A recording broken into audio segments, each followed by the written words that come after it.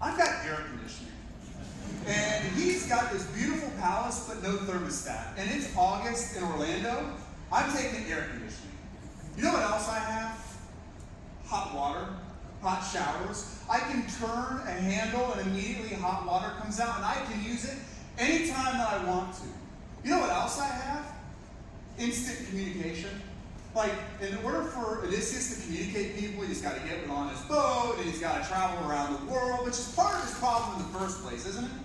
Where me, on the other hand, I just pull my iPhone out, and I can FaceTime someone across the world in just a few seconds. And so the more and more I'm thinking about this, the more I realize, you know what? Nah, I'm good.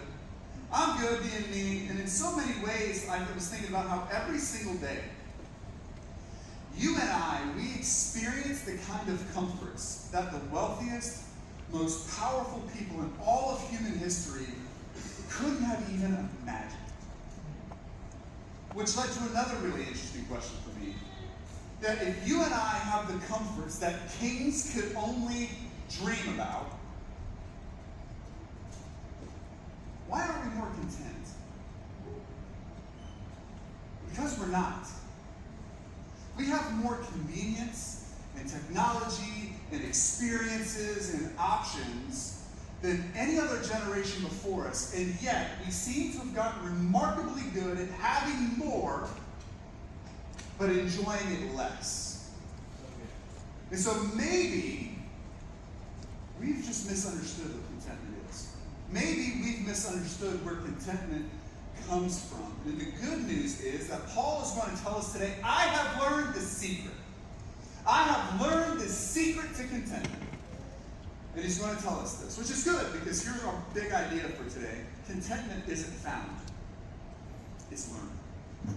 Contentment isn't found, it's learned. And so today, I want to answer this one question. How can you and I learn to be content? How can we learn about contentment? And to do that, we're going to be camping out in Philippians chapter 4. So if you want to open your Bibles and turn there, if you want to swipe there on your phone, however you want to get there, we'll be starting in verse 10.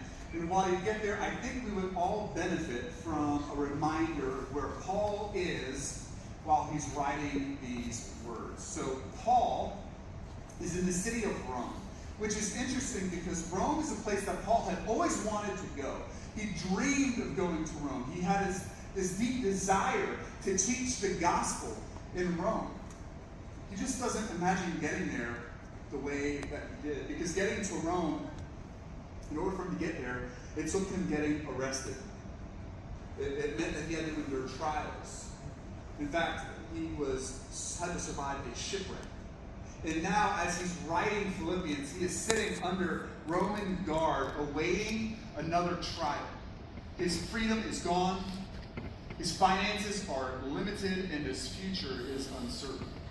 So to say the least, this is not a good season for Paul, which makes what we're about to read seem almost ridiculous, because Paul, he's sitting under Roman guard, and he's about to tell us, I have learned the secret to being content. I have learned how to be content. I mean, come on. The guy who is in chains is about to tell all of us who's walking around free how to be content. So I think we can at least do him the justice of listening to what it is he's about to say. We're going to do that by looking at Philippians chapter 4, starting in verse 10. This is what Paul writes. He says, I rejoice greatly in the Lord, that at last you renewed your concern for me. Indeed, you were concerned, but you had no opportunity to show it. And so let's talk about this for a minute. See, the Philippians loved Paul so much that they supported his ministry for a long time. And now they just sent him a financial gift to help Paul out while he's in Rome. Because here's the thing. Roman imprisonment is not similar to the prison system that we have today. They're not giving him 3 square meals. In fact, we read in the book of Acts that Paul is responsible for essentially paying rent for the prison that he's sitting in. He is responsible for paying for his own lodging. And so Paul needs this gift. And not only does he need this gift, we see that he's genuinely grateful for it. So much so, he says, I have rejoiced greatly in the Lord. And then Paul says something in verse 11 that I think is the key to understanding how that's possible. Let's see what he says in verse 11. He goes on to say, I am not saying this because I am in need, for I have learned to be content, whatever the circumstances. Now, don't misunderstand what Paul is saying, because he's not saying, I didn't really need your help. What he's saying is that he did need his help. Not only did he need it, they were grateful. He was grateful for the help, but what he's saying is, my needs are very real.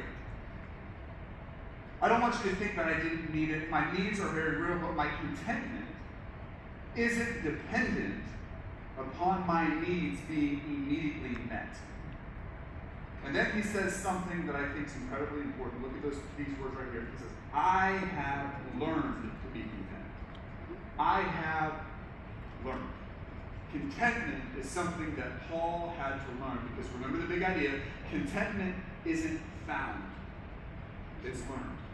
And that should give us hope, because if Paul can learn about contentment, then you and I should be able to learn about contentment as well. I think about contentment kind of like a muscle.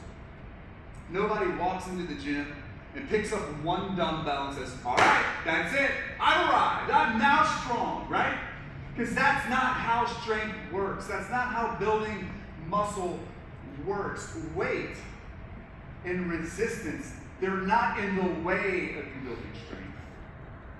The weight and resistance is how you actually build strength. Muscles grow through resistance. And before Paul writes this, he actually gives us a list of all the resistance, all the weight that he had to carry, all the problems that he had to go through to get to this point. In 2 Corinthians verse 11, he says he's been in prison. He's been physically abused, shipwrecked multiple times. He's been hungry, thirsty, sleepless, and repeatedly in need. To say the least, Paul has met resistance. And maybe all of that resistance was teaching him something. I mean, think about the hardest seasons that you've walked through. Now, I bet that if you could walk through it again, you would choose not to if you didn't have to. But here's what I also know to be true after walking with people through difficult times. The one thing I hear them say over and over again, and I'm sure maybe you would say it as well, is that after they had gone through that season, they'd say things like, you know what? My relationship with God has grown because of it. I know God differently because of it. I feel so much stronger because I know what truly matters because of it. The things that used to wreck me don't wreck me anymore because of it. Because that's what resistance does.